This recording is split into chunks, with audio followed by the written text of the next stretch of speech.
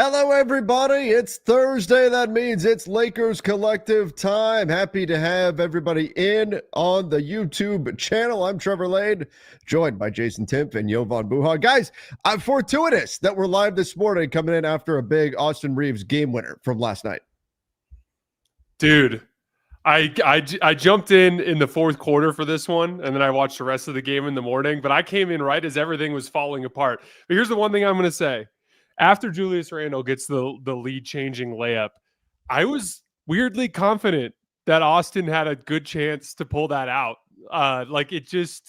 That's the level he's been at, not just even in this season. Like, if you were to tell me 2 years ago, Austin needs to get a bucket on a final possession, he's just come through so many times. Remember Christmas Day last year when he toasted Andrew Wiggins off the dribble for a layup? Like, Austin's like sneaky one of the dudes in the league you fear most in a spot like that. And man, what an incredible game. If you would have told me after Luka went down that we'd be sitting at 3-2 today, I would not have believed you. And yet here we are. Austin Reaves averages over the past 3 games, 40 points, 5 rebounds, 10 assists on 50, 40, 90 shooting. It's just absurd. Like, there are number one options on lottery level teams that do not put up those types of numbers as the primary option. And obviously, you know, this is a small sample size, but a growing sample size of Austin putting this team on his back when Luka's been out, when LeBron's been out. Even going back to a couple of years ago, we've seen some big performances from him. So I've been joking on my show that with each passing game, he's earning an extra $1 to $2 million. And I think, like, whatever number you thought Austin was at before, I think you got to probably put a 4 in front of it. Yeah, dude, one of the other things too is he specifically struggled against athletic teams in the past and teams that would pressure the ball. And like, one of my favorite things about the apex competitors in the league is that when they suffer some sort of defeat or loss or humiliation of any kind, they tend to take it personally. And it's very clear that Austin spent a lot of time in the gym this summer, adding some physicality and adding the ability to dribble through physicality. And like, that's 3 really athletic defenses, obviously Minnesota from earlier. And then obviously you got that Portland team that's one of the best ball pressure teams in the league. And he's just been phenomenal against those athletes.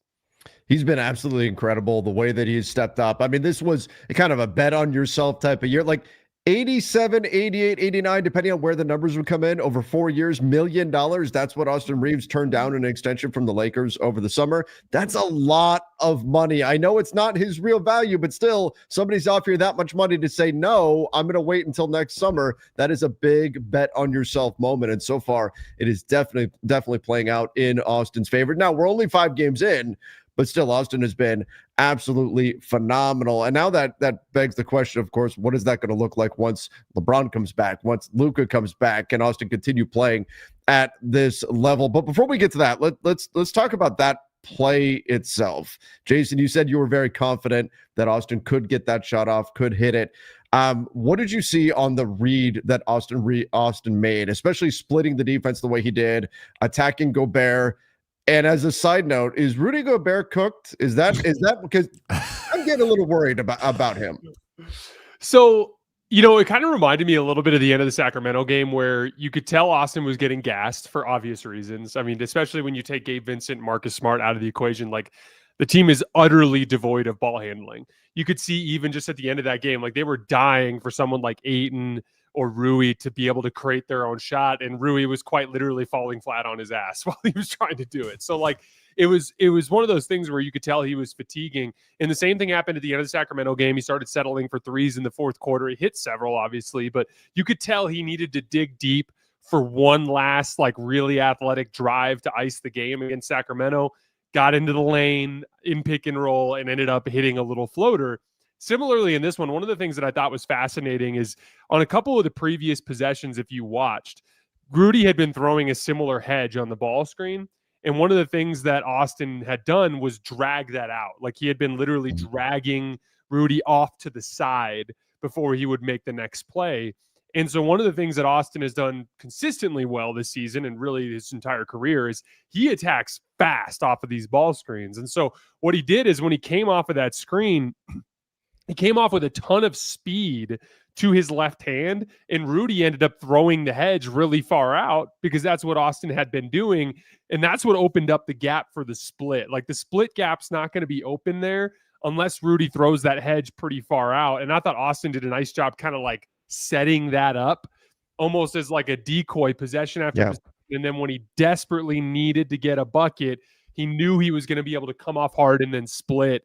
And then obviously just having the wherewithal to slow down when he saw Dante DiVincenzo show up in the middle of the lane and slow himself down and take that little floater. And he's always just had such gifted touch on that. You could tell he shot that thing high in the air. He was not leaving that short. It was a pretty remarkable piece of shot making. Jovan, what does it say about this Lakers team and Austin now that they're 2-1 without Luka, 3-2 on the season, that they've managed to keep their heads above water despite being one of the most injured teams in the NBA? More than 50% of their salary cap is in street clothes right now. I think this is something I spoke about on my show with Daman earlier in the week of Lakers culture and what they've been building. And it did not get off to a promising start in the preseason with so many guys in and out of the lineup and in both practice and in actual preseason games and the 1-5 start. And obviously even the Golden State game, right? Like they look like a group that had not really played together and they just had a bunch of sloppy execution mistakes on both sides of the ball. But from the Minnesota game on, which we got to give Jason his props for being the one person on the panel that's right, called it. The Lakers to win. I didn't call blowout. I mean, but it like since from that point they've played pretty well, and even like the Portland game was like a worst case scenario where you have literally half your roster out, half of your rotation out, and you are playing this young athletic ball pressure team when you have not just like half your rotation out, but 4 of your top 5 ball handlers out. And it's basically all on Austin to be hounded by Tamani Kamara for the 94 feet. And then it's like, if you somehow get past him, now you're going into the trees of Donovan Clingan, who's been statistically one of the best rim protectors this season. So that was a really tough matchup for second night of a back-to-back coming off of a road game. And even then Austin still dropped 41. And like, I made the point, like I thought that was just as impressive, honestly, as the 51 against the Kings, because when factoring in the quality of competition and it being second night of a back-to-back and like who was out, the Kings game, he had Marcus Smart and Gabe Vincent for most of the game. Blazers game, it was basically all him solo, and he still cooked them. And then I thought like he exercised his demons last night, in my opinion, because I like we've been hearing it all off season about his performance against Minnesota, and he had a good game against them in that second game of the season. But this game to me was like just masterful of shot didn't fall. He was bothered a bit by Jaden McDaniels, but still found ways, tied his career high with 16 assists, was slicing and dicing them up in the pick and roll and getting his teammates involved. And it just felt like this was almost like a floor performance for Austin, and his floor was 28 and 16 and a game winning shot. So he's just really leveling up in a way that it was like, he just keeps impressing us in terms of, I don't know where the ceiling is anymore. I'd like to remind everybody real quick who's checking in. I see a lot of people in the chat right now saying, I didn't know this channel existed. Hit the subscribe button. So next time we go live, you get notified. Just a quick reminder. Sorry, Jason, go ahead. No, you're good. I have a quick follow-up for both of you guys, actually. So let's say that Austin ends up getting a deal north of $50 million per year after this. What's his max? 41 and a half. 41 and a half. So let's just make it real basic. Do you think Austin is worth a max contract? Because this has been kind of a debate over the course of the last week or so. And I think it's pretty simple and obvious, but I was just curious what you guys thought. I think the way that he's playing right now, he certainly is. And the question going into the season was, can Austin be a number 2 guy on a really good team, on a championship quality team? Can he be a number 2 guy? And the way he's playing right now, it looks like the answer is yes. Now, we're only 5 games into the season, but you could pay a second best guy on a championship level team. Again, you'd have to structure the team properly around Luka and Austin, but you could pay that guy a max salary, especially if it is, as the Hoop Collective calls it, and Keith Smith and I on the front office will call it as well, the fun max, the 25% of the cap max, which again will come in right around, the numbers aren't locked in yet, but right around that 41.5 million or so. We'll see what the numbers ultimately look like when the dust settles at the end of the season, but that's where it would start. And then of course he can get the 8%. Where would he be by year 4?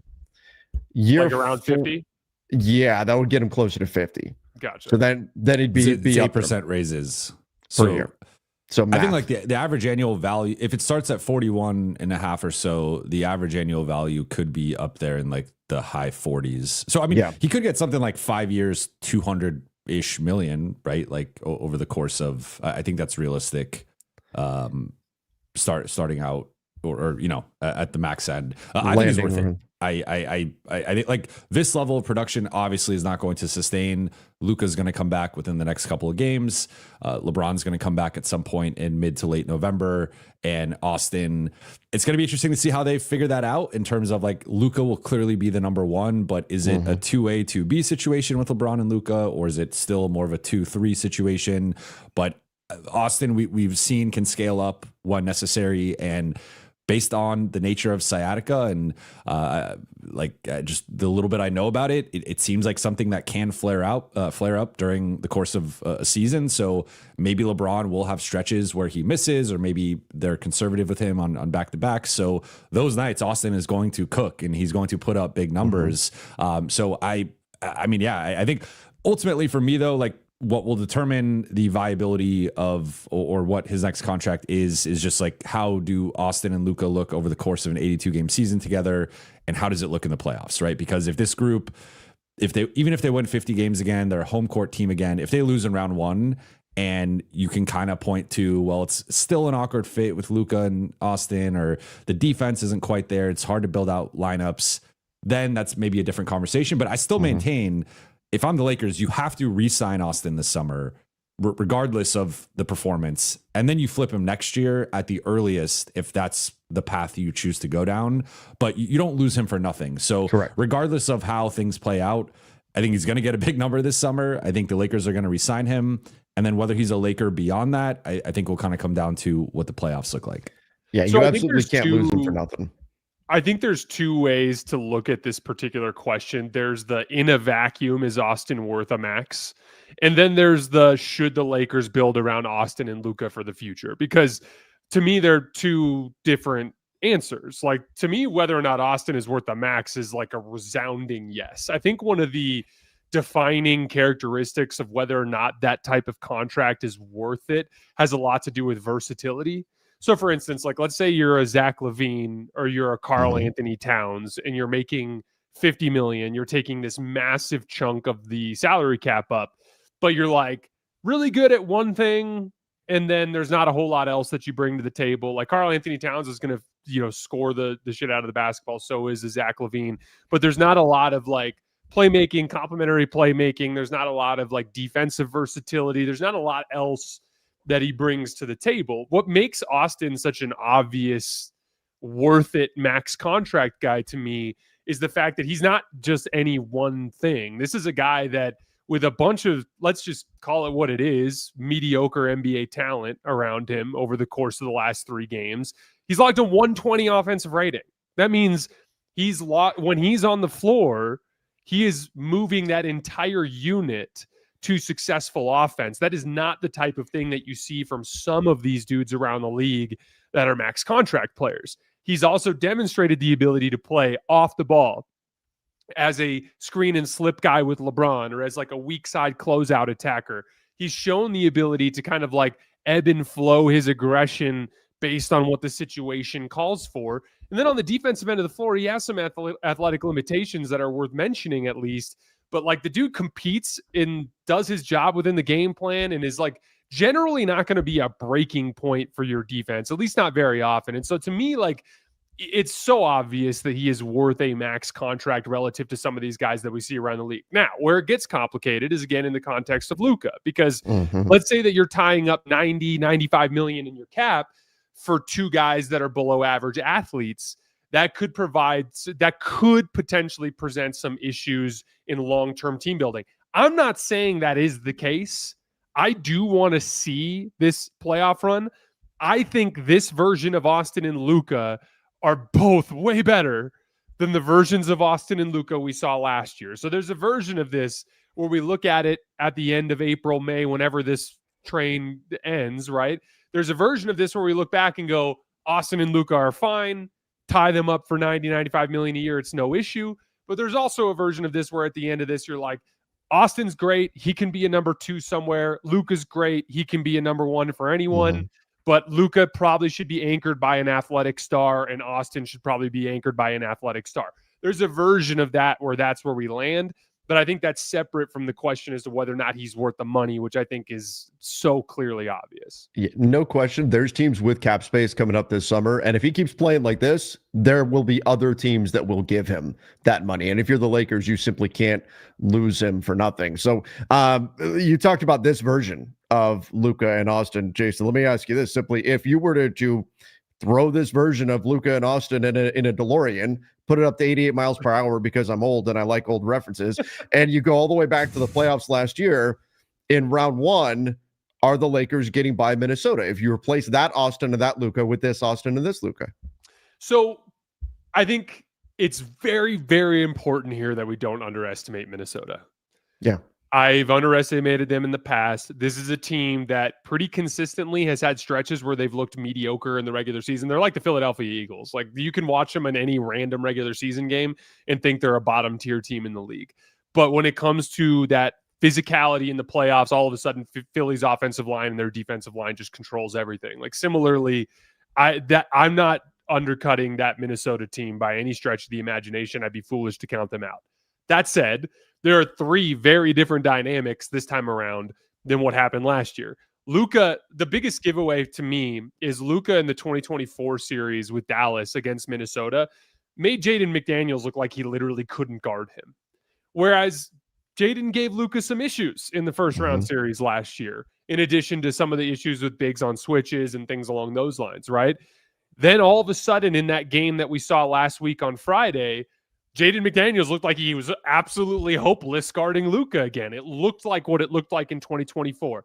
Much better version of Luka that is significantly better at breaking the point of attack for Minnesota's defense, which is what generates the high-quality shots, right?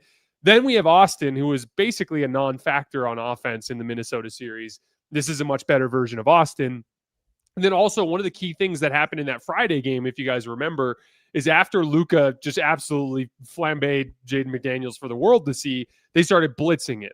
And when they started blitzing him, they had the 4-out spacing concept with Ayton rolling down the middle, who was able to catch in traffic and dunk some stuff and finish in the lane. And so that 4-out spacing element with the big guy in the middle who could finish was literally not an option against Minnesota in the first round series, which I think is an important part of beating their blitz coverage. And so I just think that they were substantially better in 3 key areas. And so I think we'd be foolish to write Minnesota off, but I also think the Lakers would be a substantially bigger challenge for them than they were in that first round series. Yeah. The biggest difference for me has been honestly DeAndre Ayton in these matchups. And it's amazing to see, as we see here, like it's amazing to see what having an actual starting level center does for this group. And in my opinion, I did it show last week and I was asked like, what would constitute a success for Ayton in going into the Minnesota matchup? And I was like, can he maintain his own against Rudy Gobert and Naz Reid? And like, I don't expect him to necessarily outplay them. I don't expect him to win that matchup or outplay both of them.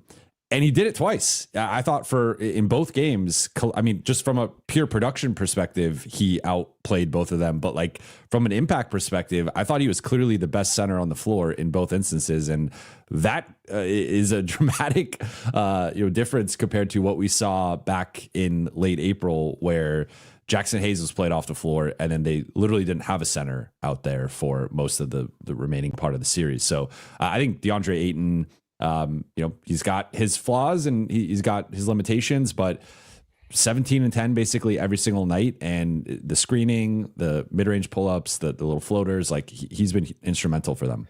Yeah, first energy, they're Ayton is 12 for 20 on the roll so far in the first 5 games. And like, I don't know if you guys can tell on film, they're tough shots. Like they're sinking in on the weak side. He's getting swarmed in there. Like he hit a ridiculous contested floater over Gobert in crunch time last night. Like he is hitting tough shots in the middle of the lane. It's a release valve for that offense. So because we did see some clunkiness with the Ayton pick and roll attempts, especially in preseason. It felt like they're trying to force the lob. How are we feeling about Ayton and pick and roll right now with Austin? And then how does that progress with Luka back? I generally am bullish on it in the big picture. I think lob timing is very much a thing that takes a lot of reps. Luka is so damn good at it that I'm relatively certain that Ayton's going to get connected on a bunch of lobs throughout the season. I think with Austin, it'll be a little bit more tricky because Ayton doesn't roll super hard all the time and has a little bit of a tighter lob window than you'd think for an athlete of his size. Where I think he's been super, super dynamic and is just going to be a huge boost to this offense is in that like short roll pocket scoring. Like those little short jump shots, those little quick hook shots and floaters in the lane, those are going to be bread and butter for this offense the entire season. That's where I've been pleasantly surprised because, like, again, it's with the lack of available talent due to injury, he's been getting swarmed down there and he's been hitting really tough shots. I think the lob stuff will take time. I think Luka will eventually figure that out, but I mean, the short roll stuff is way ahead of schedule. I think we've seen real growth with the Austin Ayton pick and roll since Luka went out, and it's sort of been out of necessity, right? And I had it through the first comparing like the first two games versus games 3 and 4. I don't have the updated numbers off of last night, but Austin fed Ayton 11 times through the first two games. That jumped up to 24 times over the next couple of games. So you saw them spamming that. And I think one of the benefits from, like, of course you want continuity and chemistry and the reps because you lost that in the preseason. But I think one of the silver linings to this whole situation, in addition to just them actually winning games and maintaining their standing in the West, has been we've seen what an Austin-led group can be. And I actually think, like, moving forward, I would like to see that as they start to figure out some of the second unit pairings. I kind of like the Austin Ayton 2-man game, and especially in comparison with looking at like the different combinations, I'd almost rather structure it like Austin and Ayton with what they have, and they're kind of like funky pick and roll chemistry with each having their own rhythm. And then Luka and Jackson, because we know what Luka does with a lob threat, and Austin is not quite the lob threat the lob passer that Luka is. So I think there's like some natural synergy there of Luka will maximize Jackson offensively and what Jackson is good at, and that really complements Luka. And Ayton could fit with either Luka or Austin, but I kind of like putting him with Austin in some of those second unit groupings. And I think now we have a growing sample size of their 2-man game. It's looked much better than compared to like Golden State or Minnesota last week. And getting these reps, I think, will pay dividends later in the season. Yeah, I think this is the pairing of Austin and Ayton has really made strides. I've been really excited by the way they've been playing together. And I like that call out about Luka and Hayes and their combination together. They do kind of have that mind meld out there on the floor, and Hayes certainly more of the lob threat. The cool thing is that for the Lakers now, and we haven't even gotten to LeBron yet, but once Luka is back, which hopefully will be soon in short order, right? JJ Redick said within the next couple of games, you're going to have 48 minutes of either at least one of Austin or Luka on the floor to run things and run that offense and get things going. So that is certainly exciting for what we've got coming ahead here for the Lakers. But before we leave Lakers Wolves, we would be remiss if we didn't also talk about Jake Laravia. Jake and Bake. Jake was absolutely he was on a heater, no question. 10 of 11 shooting in this one. Did you guys see the viral moment? Wolves fans screaming, who is number 12? Who is this guy? And then Anthony Edwards chiming in saying, that's what I'm saying. I don't know who he is. And he went out there and did that. And ironically, I just found this out right before we came on the air. Jake was actually drafted by the Minnesota Timberwolves and then traded on draft day. Yeah. I had forgotten about that. But give me your thoughts on Jake Laravia and what he's been doing so far with coming off of this big night. First of all, you hoop your ass off with the Lakers. They'll find out who you are really quickly. Very true. That is the beauty of the brand. The biggest thing that I appreciated was the aggressive catch and shoot shooting. One of the things that's been a little frustrating for me watching Jake early on is, like, especially in this stretch of the season where they've been light on ball handling, easy shots are hard to come by. And Jake's got good size. He's a big wing, and he's been a little gun shy on his catch and shoots. And a lot of times the sequence will kind of break down when it ends up in his hands. And so I enjoyed like that just aggressive catch and shoot shooting. And then he's also been like sneaky pretty good at like some of the interior positioning, like the inside seals, the like catching switches on the wrong side of his body and creating a passing angle. That was that big play that he had in the end of the game against Sacramento when he back screened one of their guards. I can't remember who it was. But yeah, like I just appreciated the aggressive catch and shoot shooting. Like I think that is one of the most important things that's kind of missing from this team is like there's a lot of guys who will shoot if they're open, but we need some guys that are willing to shoot even when they're a little bit contested. And I think Jake's got the ability with that high release point and his size to be a more aggressive catch and shoot player, and that's something I'd like to see him continue as we move forward. I mean, you guys had me on the show. You could just ask me about my performance last night. Like, no, I will say with Jake, the one thing that I've really enjoyed and I thought it stood out last night was the defensive pressure. And one of my few gripes with this team to start the season, and this was an issue last year, is like the lack of ball pressure. And in watching the game last night, and JJ talked, they had the one clip of JJ in the huddle where he was talking about like we got to play with better physicality. We got to get up into them. We got to play up to touch. And like this has been a theme for them throughout the preseason into the regular season, where I went back it just quickly in like the first quarter, the first time out, and was looking at a few possessions on both sides. And it was like, the Lakers cross half court. Minnesota is in their jersey. They're arm barring them. They're at least touching them with their arm. Minnesota crosses the ball at half court. Lakers are 6 feet off of them. And collectively, they're just not pressuring the ball. And in screening actions, they're too far off their men. And Julius Randle's walking into jumpers. I thought Rui was particularly the primary culprit with the starting group. But Jake Laravia, especially even during like the disaster class that was the final 4 minutes where, I mean, they almost tricked the game away and that led to Austin's heroics.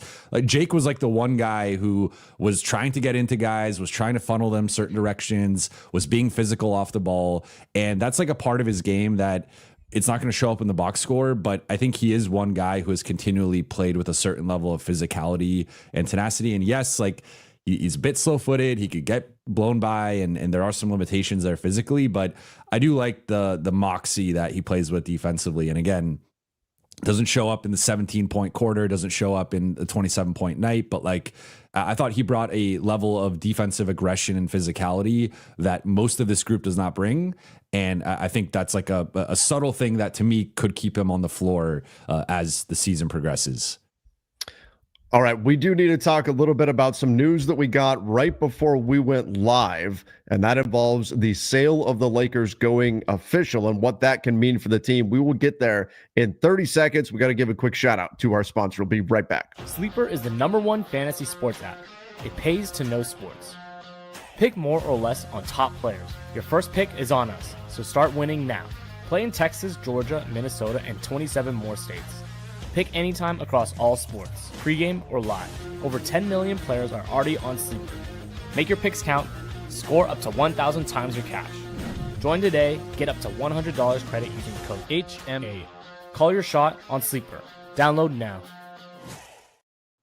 All right, you guys can use that code for Sleeper, HMA. Go check them out. They do a fantastic job, and we certainly appreciate them for sponsoring the show. You can find the link in the description down below. I love their real-time news updates. Those are so helpful for me. So again, use the link and check out Sleeper. All right, guys, so right before we came on the show here, about a half hour before, we got the official word from the Lakers that the sale to Mark Walter has gone official. Jovan, you've been up close and personal around the team for a number of years now. What do you think this is going to mean for the Lakers now that Mark Walter is the majority owner of the club officially? I think we're going to see an improvement in quantity and quality with the staff and organization and just leveling up into a different tier. And it's no secret that going back to like some of the previous coaching searches, but also just looking at their departments in the front office, basketball ops, training staff, etc., compared to other teams, like there are certain organizations that have paid and paid much more than the Lakers. And going from being it's funny saying like, cash strapped or whatever, but obviously Right. being one of the, especially with the Lakers brand, but like being one of the smaller organizations from a financial perspective to now being one of the richest organizations, not just in the NBA, but in sports period. That's a fundamental difference in how they're going to operate. So I think it's going to be being more competitive for top hires and being able to match, if not surpass, what other teams can offer. But it's also about beefing up the staff, right? And I've made this point before, but like if you look at some of their departments, and I will note it has gotten better in recent years. So like I think they are generally more competitive with other organizations, but like a lot of organizations might have 5 or 6 people in a certain department doing a certain thing, and the Lakers have tended to have 2 or 3, right? So it's going to be, I think, being more competitive with the top people when they're available and being able to match or surpass those offers, but also in general, just beefing up the entity, the organization, and just leveling up with that. So I think the fact that the Lakers have been able to still be a team that won a championship 5 years ago and been competitive and all this stuff over this period, despite some of the limitations that they've had financially, now if they have the blank checkbook and they're out there spending like the Clippers or the Warriors or the Celtics and leveraging the Lakers brand, that feels like a situation that's going to be special, and it's going to be basically unstoppable in terms of just getting the top people in everything, including players, which they have an extensive history of. So I think it's big. Like, the big day obviously happened with the actual sale, but now that it's official and they were able to close it out by the end of the month, I think we're going to start to see changes, probably more so next summer than during the season, but it's at least like a big day in Lakers history. For sure. I mean, the Buss family has owned the Lakers for as long as I can remember, and I've been around for quite a while. So, Jason, this is a change, obviously, for the Lakers. However, maybe not a change in that all the reports are that Jeanie Buss will maintain the governor role for the foreseeable future, is what's been out there. What are your thoughts on that? Yeah, so I don't have a ton to offer on this. This isn't exactly my wheelhouse, this kind of more business side of the things on the back end. I will say that I'm excited about the margin.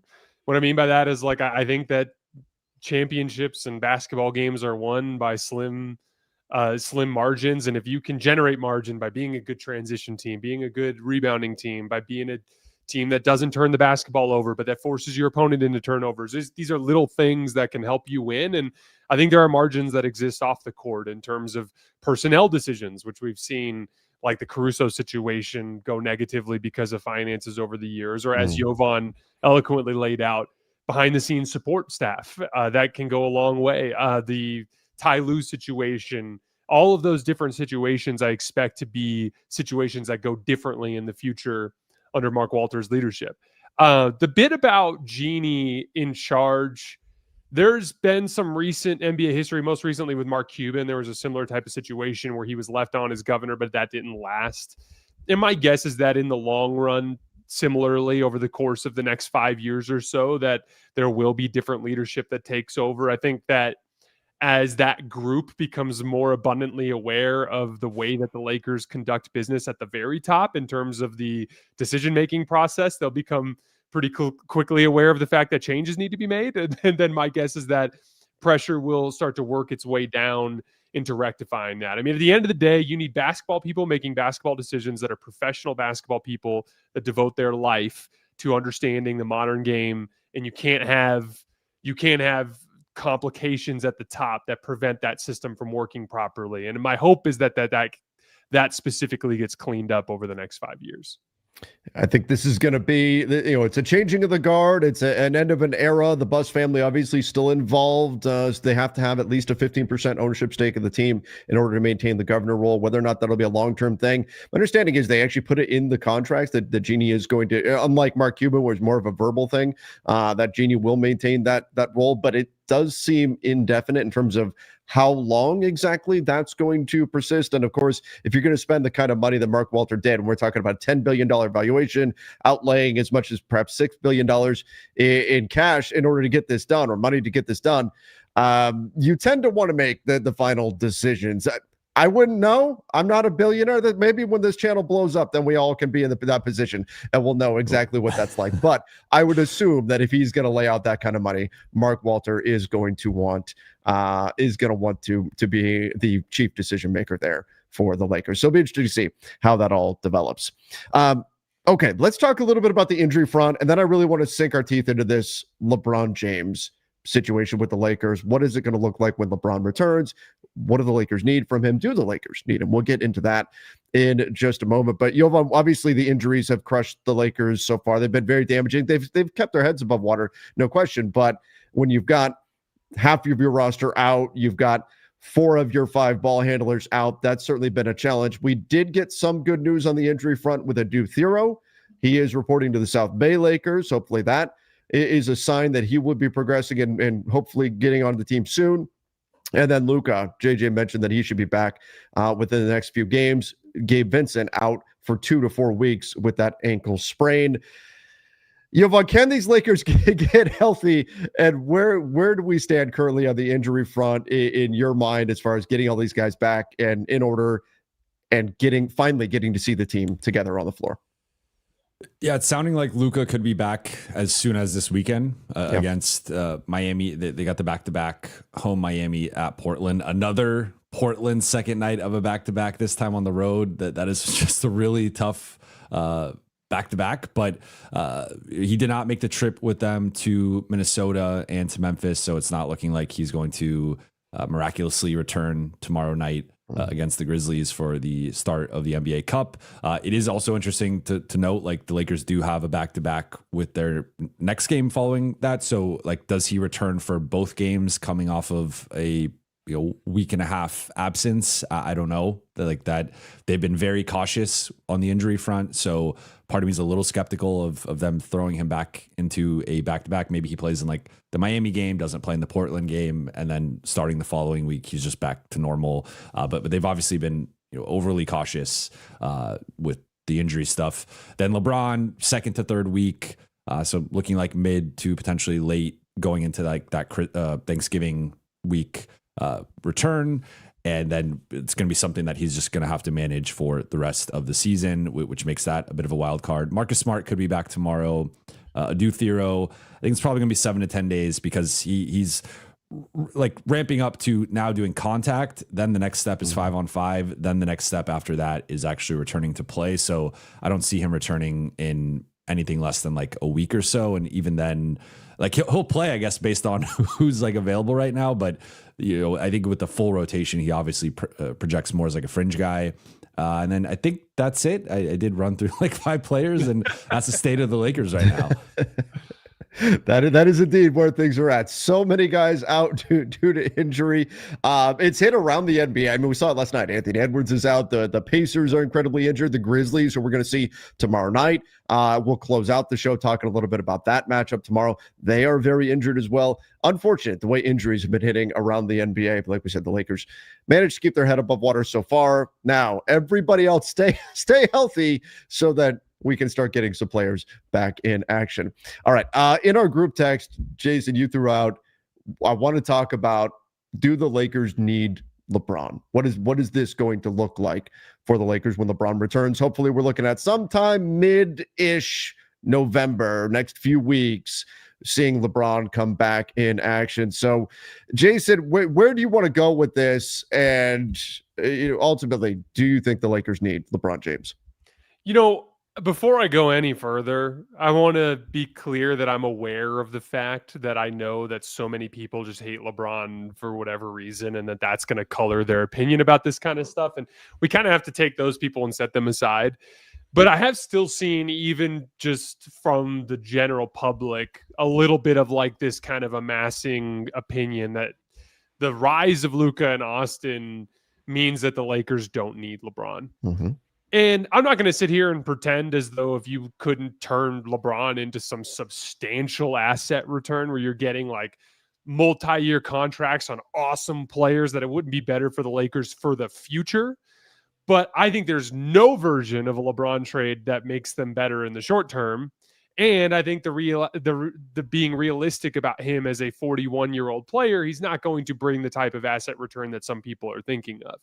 Also, above and beyond that, I think this is like the textbook galaxy brain NBA take. This idea that because Luka and Austin are kicking ass on offense, that you don't have use for a guy who was definitively one of the 10 best players in the NBA last year. And specifically is a guy that is great, not only at a ton of things, but at some very specific things that this Laker team sucks at. For instance, this Laker team has been a bottom 10 defensive rebounding team to start the season. LeBron James is a guy who would substantially help the Lakers with their defensive rebounding. DeAndre Ayton has shown a lot of potential on defense. You know what will help him be better? Having LeBron behind him to help communicate through actions and help him know when to be, where to be, right? On offense, we have seen on multiple occasions already this season, Luka and Austin fry teams so much that they've been blitzed 25 and 30 feet away from the basket, and all these 4-on-3s are materializing. I can think of nobody better than a guy like LeBron who can make plays out of the short roll to start the 4-on-3, hit the threes on the weak side. By the way, he's been in the mid-40s as a catch-and-shoot three-point shooter 2 years in a row now. A guy who can work along the baseline as a cutter. We have literally seen this team, because of injuries, be utterly devoid of ball handling talent. You don't think it'd be nice to have a secondary ball handler who can, at the same time as playing alongside Luka and Austin, also anchor them when one of those guys is off the floor? A guy who gives him another mismatch attacking option. Like, it's literally like, it's so abundantly clear that LeBron would be good for this team that all I've been thinking, all that's happened for me is I've seen Luka and Austin take off as I go, oh man, let's get LeBron in here and let's see what this group can do. And I see it just like blows my mind that anybody could reach another conclusion. So please tell me I'm not insane. You're not insane. I will one up you on the Galaxy braining here, because 2 of my first 3 super chats last night were asking about the Lakers needing to trade Luka now and just hand the keys to Austin. Those had to be fans of other teams. I was like, can we just enjoy a nice win and like a nice game here and not overreact? But in all seriousness, I think you hit on it. Like, with LeBron, I see the Olympic version of LeBron that we just saw 2 summers ago, and the way that he functioned as this like supercharged Draymond Green out there, and obviously much more skilled and gifted scorer than Draymond Green, but like in that role as primarily a screener and then short roll playmaker. And to Jason's point, Chris Finch actually talked about this before the game against the Timberwolves, because he was asked, what's the biggest difference between, and this was before the one in LA, like what's the biggest difference with preparing for just Luka as the primary guy, which at the time was a bit disrespectful for Austin, versus Luka and LeBron. And he said, well, when it's just Luka, we can blitz him a bit. When it's Luka and LeBron, we can't blitz him. And hearing that from that group and one of the top defenses in the league over the past few years, that is how I assume most of the league views it. And if you can't blitz Luka and you can't blitz Austin because LeBron's out there and you're afraid of what he's going to do in 4-on-3 and 3-on-2 situations, then that limits your ability to handle those guys, and you kind of have to guard them one-on-one.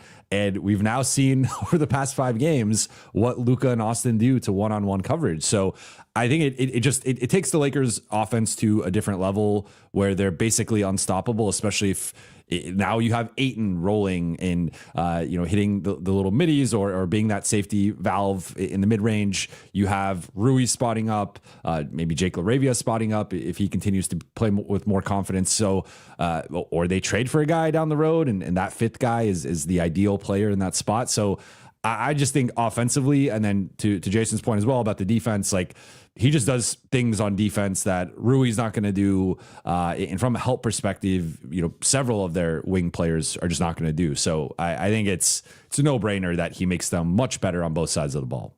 There's no question, and I hate that we agree so much. Why do we even have to explain this to people? I don't understand. Yeah. Well, LeBron James good at basketball. There's a lot of haters out there, right? That will try to jump on any opportunity to discredit a player or talk shit about a player or anything like that, right? And LeBron is certainly has plenty of those. And so you'll get some of that. But I think the problem, it's a misconception of what LeBron James is as a basketball player, because what we've seen him be for so many years is that guy with the ball in his hands. And so people see that and think, LeBron's going to come back and he's going to want the ball in his hands. The first thing he did when Anthony Davis arrived was tell the front office, let's run the offense through Anthony Davis. LeBron doesn't have to play with the ball in his hands. It's been the best interest of his teams to do so. And so people think, we're going to get that version of LeBron. No, he is incredibly versatile. It's one of his superpowers as a basketball player is that he can do anything out there on the court. And we already saw it last year. He changed his defensive role drastically, his offensive role drastically when Luka arrived. So the assumption that LeBron comes back and he's going to take the ball out of Luka's hands, he's going to take the ball out of Austin's hands. No way. He's been wanting to have somebody else to run the offense for him, somebody else to take on the offensive burden. Hell, it's why the Lakers, when we look at the 2019-2020 championship team with LeBron as the point guard, why did they go trade for Dennis Schroeder after that? To take some of that offensive burden off of LeBron James. He's been wanting this for years, and now we get to see the true versatility of LeBron in that he can fit into whatever role the Lakers need from him. So they absolutely need him, and Jovan, that is a great call out by you for the Draymond Green comp. He can be a rich man's Draymond Green for this Lakers team, and I don't think people say, LeBron's got a big ego and all that kind of stuff. I don't think that would get in the way. He may have one, but that's not going to get in the way of him playing the role that the Lakers need him to play. It's part of his brilliance as a basketball player. So I can't wait for those reasons and all the reasons you guys mentioned to see LeBron get back out on the floor, fit in with this team. People saying he doesn't play defense. Well, guess what? When he doesn't have to expend so much effort on the offensive end, that is going to, I think, enhance his defensive game. Not that he's going to go back to being LeBron, locking down MVP version of Derrick Rose ever again. That guy's gone. But I think we are going to see a more locked in defensive LeBron James because he doesn't have to carry that offensive burden. So I'm with you guys. I can't wait for him to get back. And I think he could fit in seamlessly with this group. He was great on defense to end last year for basically the entire second half of the season. Do people not remember Game 4 in Minnesota when he single-handedly wrecking balled the Minnesota defense to Minnesota offense to multiple turnovers late? The dude is still such a weapon to have on your defense and for a team that desperately needs defensive talent. And I think, one of the things that I think is causing this problem, this fallacy, whatever you want to call it, is people see Luka and Austin crushing it and they go, it's because LeBron is out of the equation. And this is something that's driven me crazy for a long time. For whatever reason, some NBA fans can't connect the fact that sometimes people get better over the summer. Jonathan Kuminga is finally playing well for the Warriors. Is it because all of us were wrong about Kuminga, or is it because Kuminga started playing better basketball? It's because Kuminga started playing better basketball. Is Luka averaging damn near a 40-point triple-double because LeBron's gone? Or is it because he was on the cover of Men's Health this summer? Is Austin Reaves averaging 40 and 10 over the last 3 games?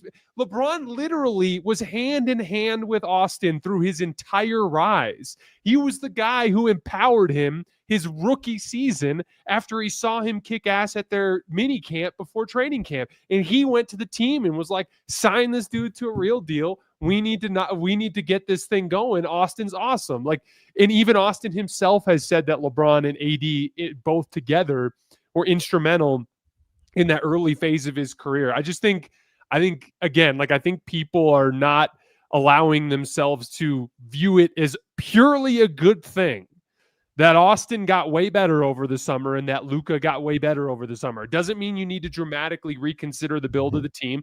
If there's one thing to be very excited about, it's that all of a sudden the Luka Austin thing in the post-LeBron era looks tenable in a way it didn't this time last year or in the springtime last year. And so that's just good news for the future. I don't think it has any bearing on this team other than the fact that they can be better when LeBron joins them. Jason, you're cooking.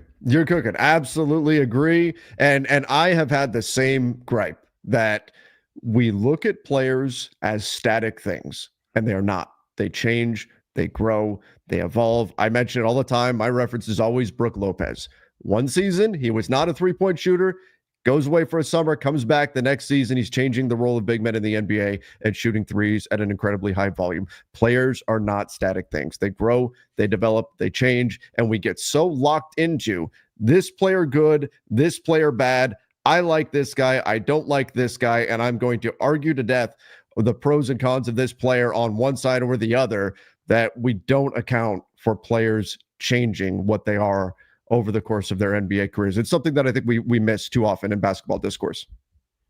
100% agree. Yeah. All right, let's do this since we've got about 5 minutes left here, guys. Let me get your thoughts. Tomorrow, the Lakers pull into Memphis, and they're taking on the Grizzlies. The Grizzlies, who, by the way, are coming off of a win, not quite at the buzzer, but I think there were about 7 seconds left or so when John Morant hit the little floater in the paint to beat the Phoenix Suns. So, Jovan, let's go to you. What are some of the keys for the Lakers to keep the winning going here and get a W tomorrow night on Halloween? Put a little scare into Memphis.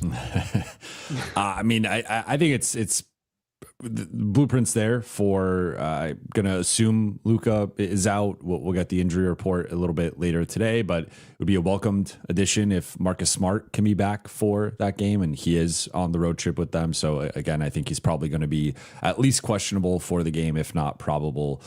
So if they get Marcus Smart back, that reduces the Nick Smith Jr., Bronny James minutes, and even the Dalton Connect minutes. And though Dalton did play very well, I'd say like the last 6 quarters, Dalton has played pretty well. Mm-hmm. And there's signs of life with Dalton Connect, which has been a positive for LA. But I think continuing to, like, I thought one of the things they did really well against Minnesota was getting out in transition with hit-aheads and deep seal post-ups and just getting some easy buckets even after they were scored on. And there's just a level of pace that they played with that was relentless. And even like, because remember, like they got down by 9 points twice in that first quarter, and it was starting to look like the game was slipping away, and maybe this was going to be a blowout for the Timberwolves. And the Lakers just kept being resilient with their pace and running their actions. And I think the offense has looked really good in terms of organization and just making sure that they're continually running stuff. So I think if you have a heavy dose of Austin, DeAndre Ayton pick and roll, you get some contributions from Rui Hachimura, Dalton Connect, Jake Laravia as shooters and second side guys attacking closeouts, getting out in transition. The offensive end, I'm confident in that, like they're bringing a certain level. Defensively remains a work in progress. They've been continually a below average defense, and that we saw again that final 4 minutes, like they can go through some pretty rough stretches. And Ja and Jaren Jackson Jr., assuming they play, because with Memphis you never know who's going to be available. Like they're going to test that, right? But I think the Lakers have a real shot to win. And I know we did predictions last week, so I'll come out and say I think they're going to beat Memphis. Now, if they lose, you guys can blame me, I guess, because I picked them to lose to Minnesota and they won. But I'll say they beat Memphis. Also an NBA Cup game, so there's a little bit extra there where that is going to determine the NBA Cup standings and like whether they go ultimately to Vegas. So, yeah, I'll say they win tomorrow night on Halloween. All right, Jason, do you?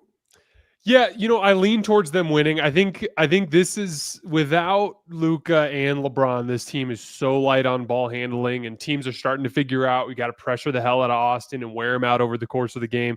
I'm not high on Memphis as a team. I generally look at them as kind of smoke and mirrors, a team that beats the bad teams and loses to the good teams.